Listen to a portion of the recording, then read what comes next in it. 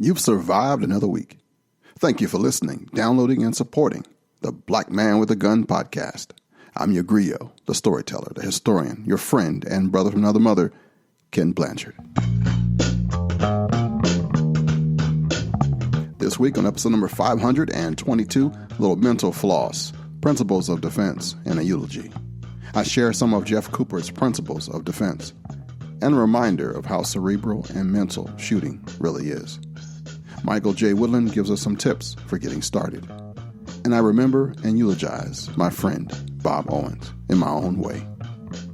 This show is sponsored by patrons like you. This is what cool sounds like.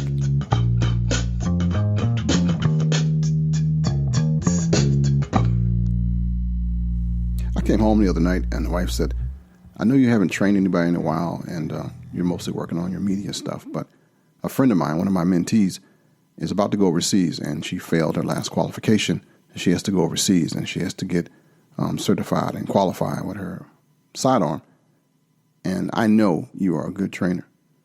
So would you take her to the range on one of your days off? And I thought, wow, somebody got to beg me to go to the range? I must be slipping. Yes, I will do that. So I got all my range gear together and got a game plan. She called me, and she said, yep.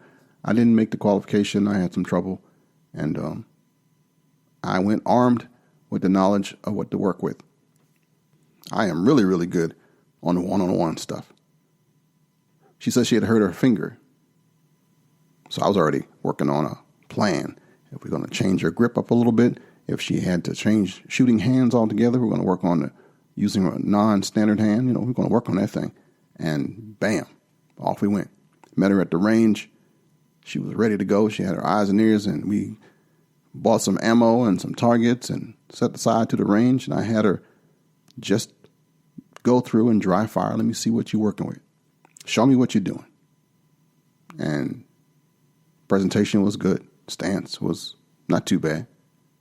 She was on target. Grip was a little funky. Sight alignment, sight picture was really bad. Then she told me what they had told her to do with her target. And I thought, that's the problem. She had all the physical down. She had all the mechanics down. It was the mental that was jacked up. She had 2 or 3 different instructors. And each one had given her something different to think about, to worry about, to get confused over. It was all mental that was her issue. And I thought, you know what? I forgot how mental shooting is. So I decided to work on her mental stuff, her internal stuff. The coaching began. She didn't have a hardware problem. She had a software problem. It's a software problem when we don't think of ourselves as we should, when we hurt other people, when we take advantage of others. But I digress. Somebody really wise said that our mind is our primary weapon, which made me think about Colonel Jeff Cooper, who wrote some really cool stuff back in the 70s and the 80s. Real cerebral stuff like Rob Pincus does now. Going to share with you some stuff from Jeff Cooper, who I had the opportunity to meet several times back in the day. And I'll just keep it at that for right now. But he writes, some people prey upon other people. Whether we like it or not, this is one of the facts of life. It has always been so and is not going to change. The number of sociopaths in the stipulated population varies widely. But we can take a figure of 1 in 100 for simplicity's sake and not be far off. About 1 person in 100 will, under some circumstances, initiate a violent attack upon another in defiance of the law for reasons that seem sufficient to him at the time. Take the able-bodied male population of your community, divide it by 100, and you will have a fair approximation of the number of possible contacts who just might take it upon themselves to beat your head in. It's not pertinent to dispute the mathematics of this calculation. It may be wrong for your place and time, but anyone who is aware of his environment knows that the peril of physical assault does exist, and that it exists everywhere and at all times.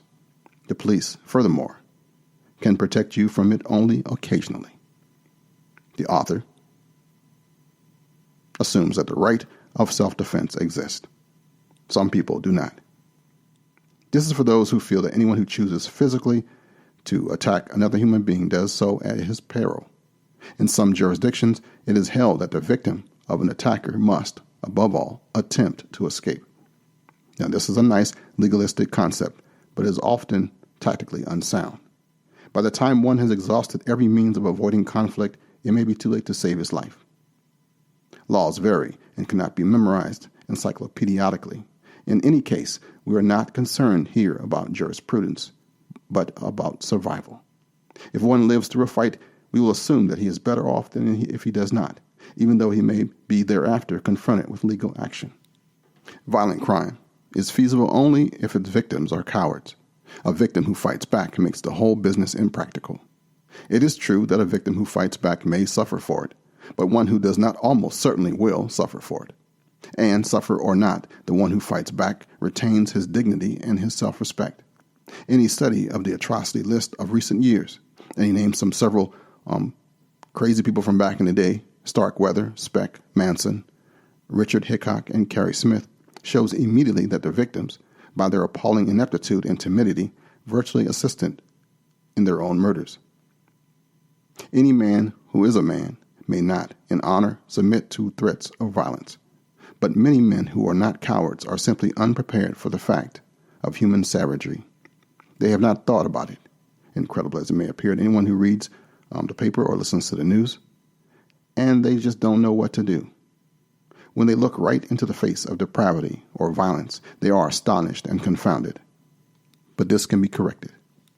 The techniques of personal combat are not covered in this monologue. The so-called martial arts, boxing, karate, the stick, the pistol, are complete studies in themselves and must be acquired through suitable programs of instruction, training, and practice. It behooves all able-bodied men and women to consider them. But the subject of this work is more basic than technique, being a study of the guiding principles of survival in the face of unprovoked violence on the part of extra-legal human assailants. Strategy and tactics are subordinate to the principles of war, just as individual defensive combat is subordinate to the following principles of personal defense. That was part of the introduction to Jeff Cooper's pamphlet about the principles of defense. I'm going to read you a part about alertness as a part of my mental floss piece for this week. Quote, "A commander may be forgiven for being defeated, but never for being surprised." End quote. This maxim is among the first to be impressed upon new lieutenants. It is equally applicable to individuals who aspire to a degree of physical security in today's embattled society. Alertness is, to some extent, an inherent personality trait, but it can nonetheless be learned and improved. Once we accept that our familiar and prosaic environment is in fact perilous, we automatically sharpen our senses. Two rules are immediately evident. Know what is behind you and pay particular attention to anything out of place. It is axiomatic that the most likely decision or direction of attack is from behind. Be aware of that. Develop, quote, eyes in the back of your head. Erich Hartmann, the World War II German flying ace, who was unquestionably the greatest fighter pilot of all time, he had 1,405 combat missions, 352 confirmed victories. He felt that he survived because of an extremely sensitive back to his neck, and conversely claims that 80% of his victims never knew he was in the same sky with them. Combat flying is not the same as personal defense, but the principle applies. The great majority of the victims of violent crime are taken by surprise. The one who anticipates the action wins. The one who does not loses.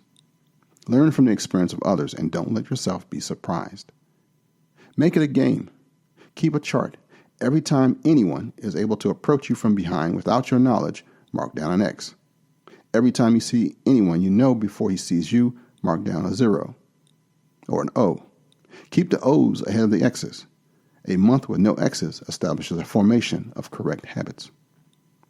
Observe your cat if you got one. It is difficult to surprise him. Why? Naturally, his superior hearing is part of the answer, but not all of it. He moves well, using his senses fully.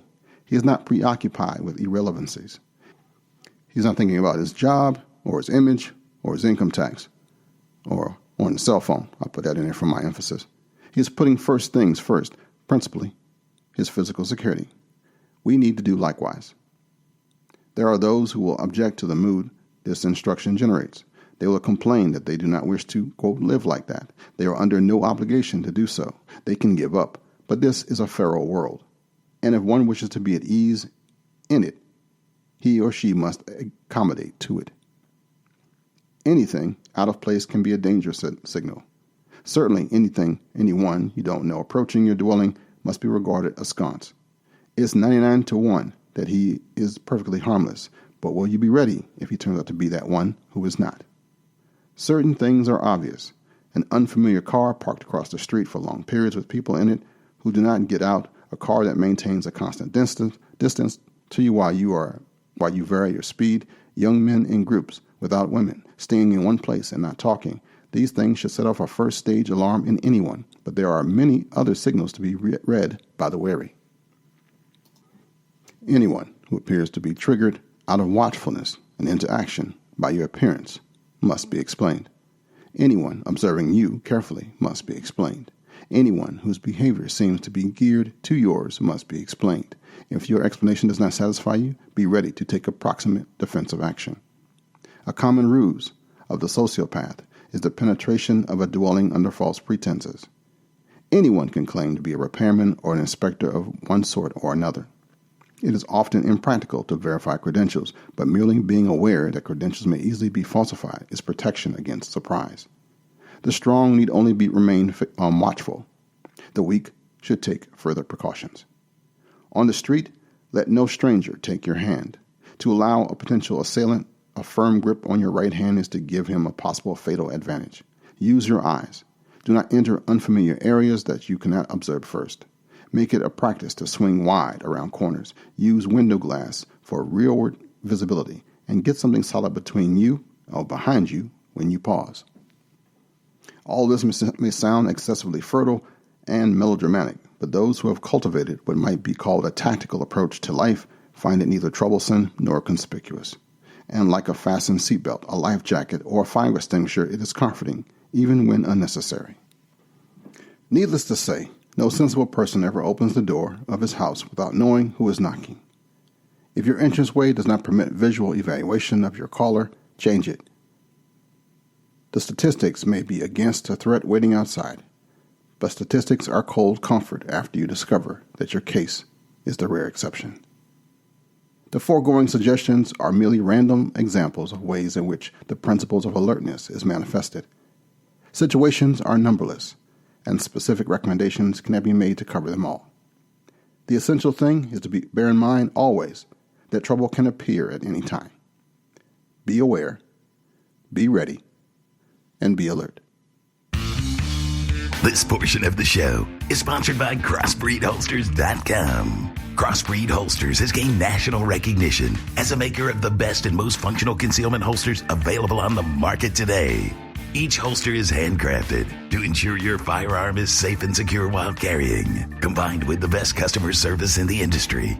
Visit CrossbreedHolsters.com.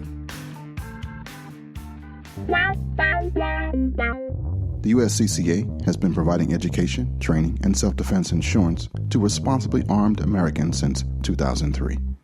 Join Tim Schmidt and myself here at usconcealedcarry.com. Well, so far you've heard my voice, but I got a big friend that's hip. And next on the mic is my man Michael. Come on, Mike, give me that tip. Thank you, Ken, and welcome to another Tips and Review segment. I am Michael Woodland of m-wtactical.com, and today we're going to discuss what it takes to start shooting for sport.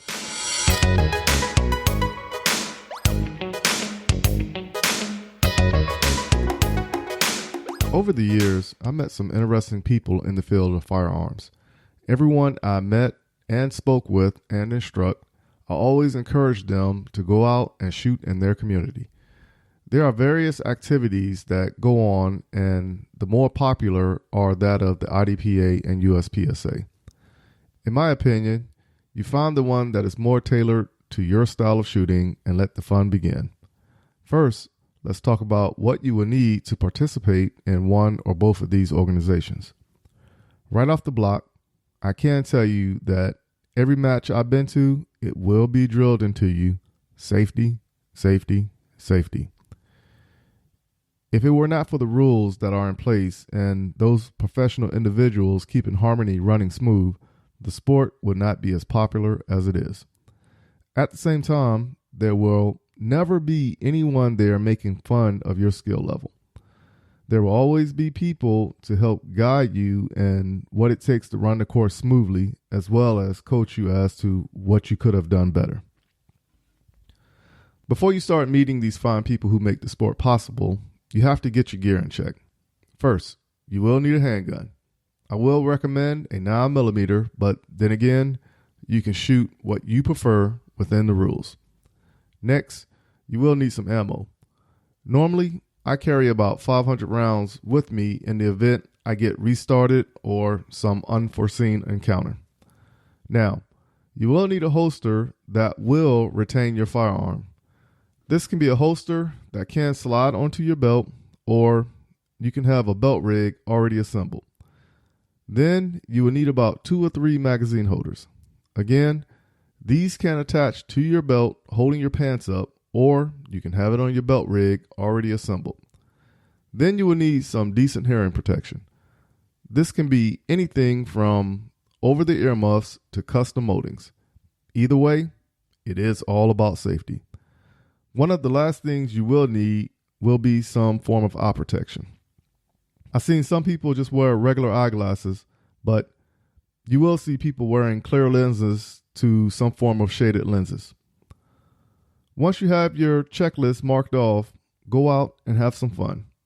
If you desire, carry some snacks and some water and go out and meet the people in your community who do this as a hobby or to get better proficiency for their job. I guarantee it that you will have fun. Tune in next week as we tackle another area of marksmanship for another tips and review segment. Thank you for all those who follow and support the M-W Tactical Facebook page. If you haven't done so, look us up on Facebook and hit the like button and join in on the many discussions that are taking place. We are trying to reach our goal of 2,000 likes before the end of the year. Tell your buddies to get on Facebook and hit the like button on the M-W Tactical Facebook page. If you are more into photos, follow me on Instagram at MJ Woodland, where you can get an up-close and personal involvement of my daily life and involvement at a shooting range. If you would like to read more about us, do so by going to www.m-wtactical.com, where you can easily connect with us on any of the previously mentioned social platforms while looking at pictures, viewing future classes, emailing us, or even listening to the current week of the Black Man with the Gun podcast. For those who want a more direct approach, just call us at 803-250-1256 and leave a message, and we will get back to you so we can discuss whatever is on your mind, from shooting classes or just inviting us out to your upcoming event. Until next week, keep shooting, keep practicing, and have fun. Back to you, Ken.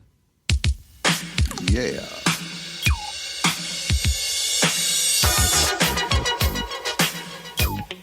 So one of the things that I realized this week is that shooting is a waning skill. I already knew that, but it really shows when you haven't been to the range in a minute.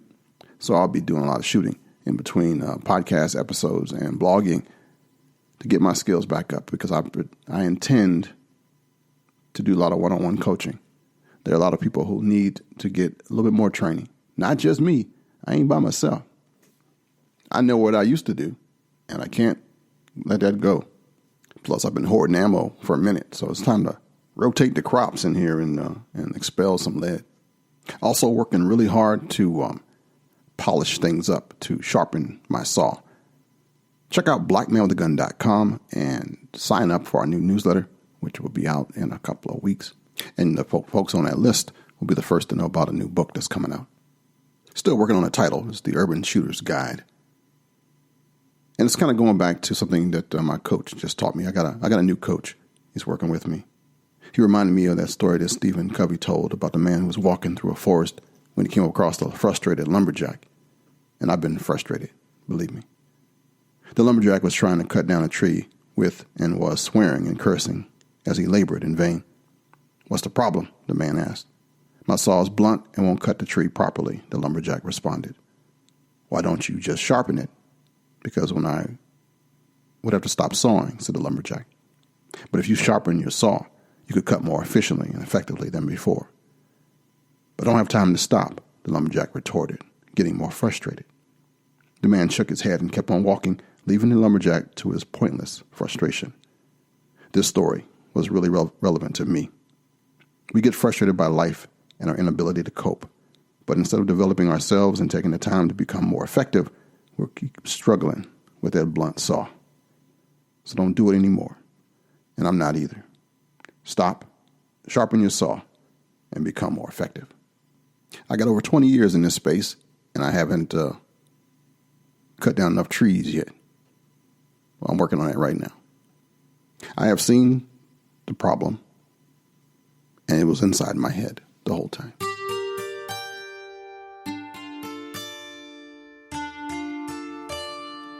Man can live about 40 days without food, about 3 days without water, about 8 minutes without air, but only for 1 second without hope. This week on May 8th, my friend and brother, Bob Owens, editor of BearingArms.com, shot himself in a bout with depression. He was found not too long after his post on Facebook. I had just read it, and I thought, Bob, what the hell? He said, in the end, it turns out that I'm not strong. I'm a coward and selfish son of a bitch. I'm sorry. And it messed me up. But I didn't understand that that was his last post. It wasn't until that evening that a couple of friends of mine who don't normally spread rumors or factoids or, that stuff, they told me that Bob had passed, that he had taken his own life not too far from his home in North Carolina. I don't like going to bed in tears, but that's how it went. About 2/3 of the people who go through with suicide are depressed at the time of their deaths. Depression that is untreated, undiagnosed, or ineffectively treated is the number one cause of suicide. On average, one person commits suicide every 16.2 seconds. Last year, the National Shooting Sports Foundation partnered with the American Foundation for Suicide Prevention on an educational program for gun store and gun range staffs. They adapted a project developed in New Hampshire and copied it in a number of states, in which gun store owners were provided brochures and other resources designed to help them identify suicidal customers and provide basic assistance.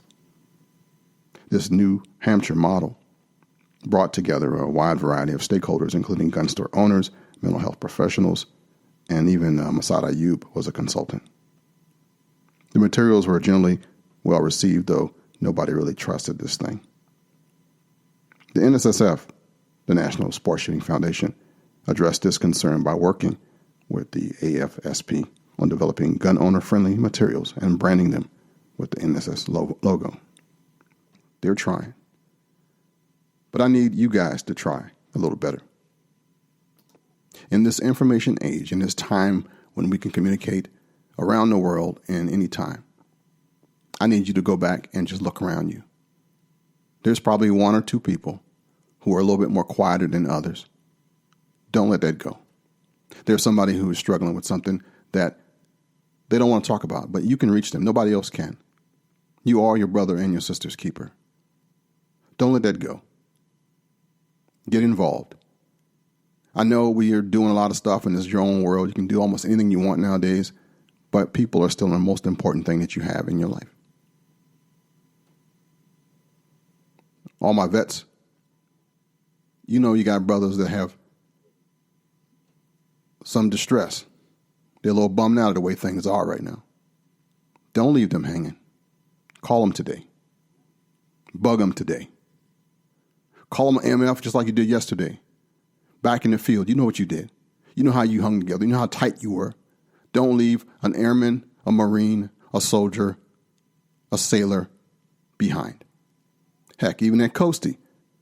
And you don't have to be in the military service or be a veteran to be depressed. If you know of anybody who's a little bit too blue, a little bit too quiet, and you know about it, you hint about it, reach out and touch.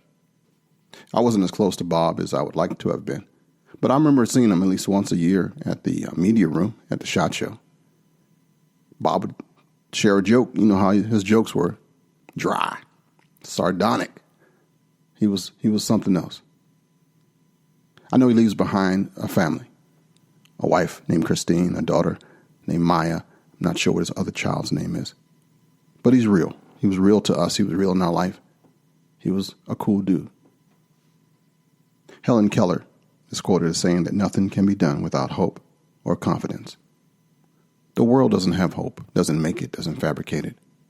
That becomes in a belief system, a faith system.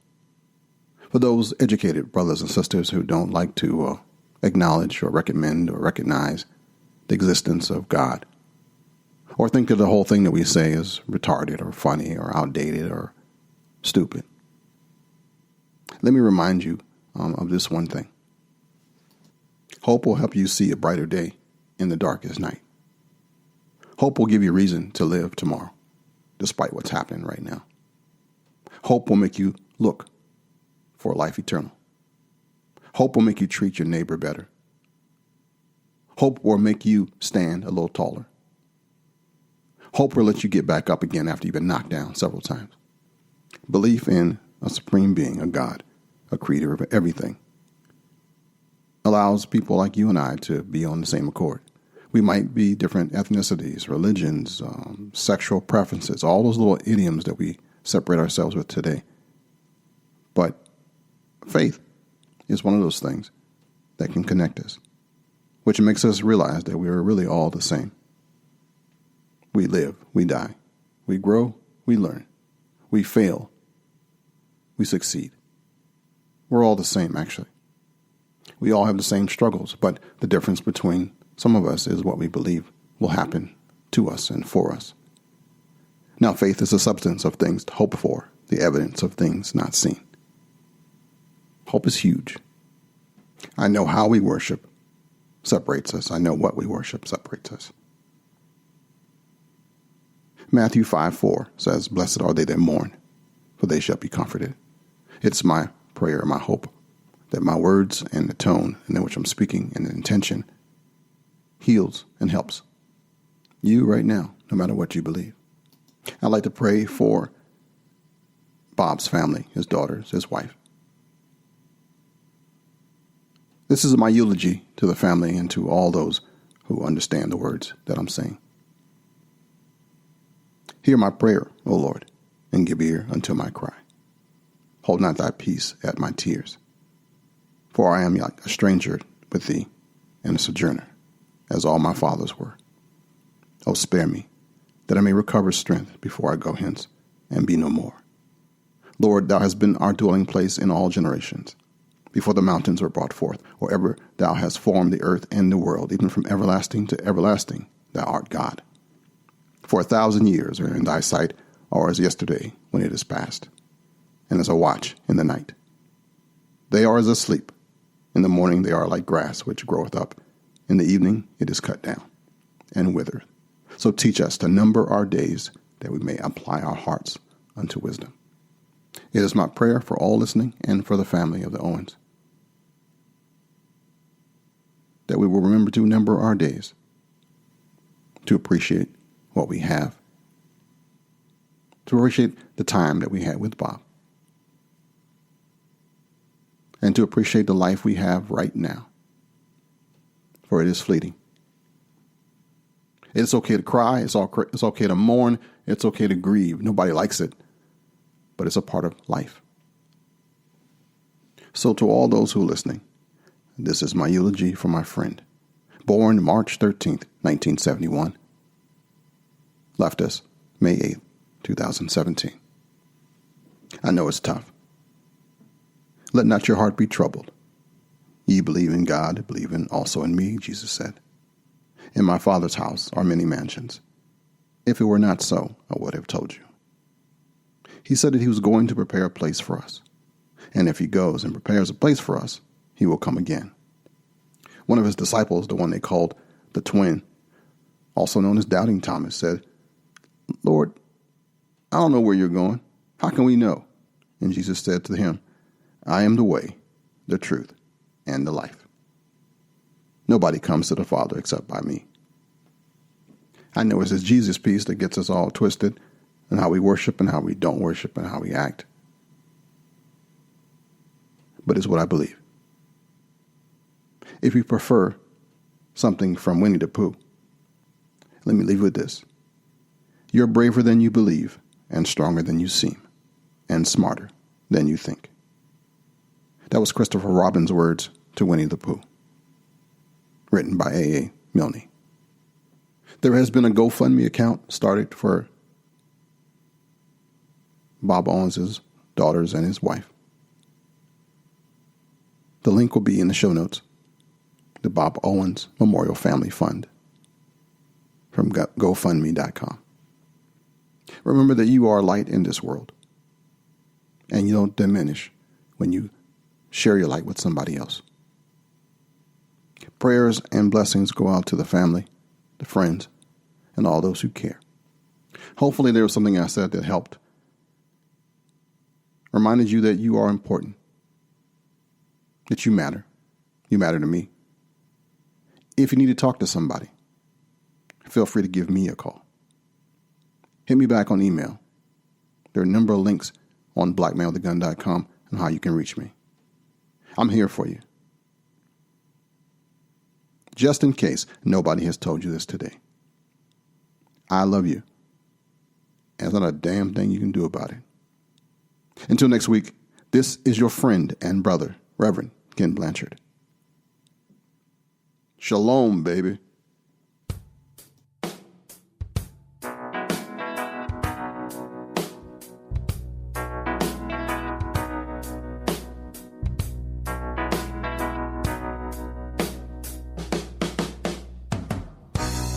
Put a candle in the window, but I feel I've got to move. Though I'm going, I'll be coming home soon. As long as I feel alive. Pack my bags and let's get moving, 'cause I'm bound to drift a while. Well, I'm gone. You don't have to worry, no. As long as I see the light.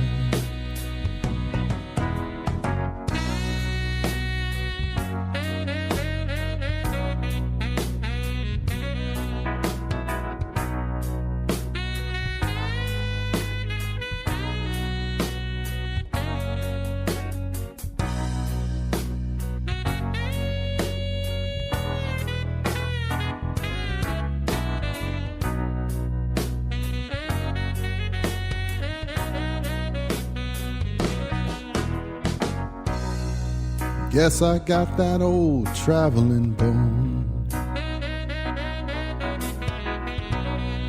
'cause this feeling won't leave me alone.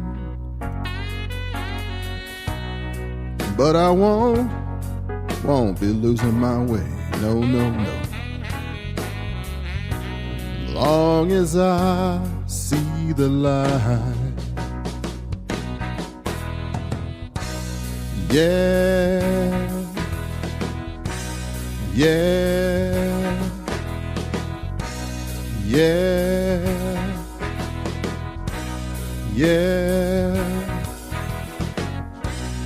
Put a candle in the window, 'cause I feel I've got to move. Though I'm gone, I'll be coming home soon. As long as I see the light. As long as I see the light. As long as I see the light. long as I see the light, long as I see the light.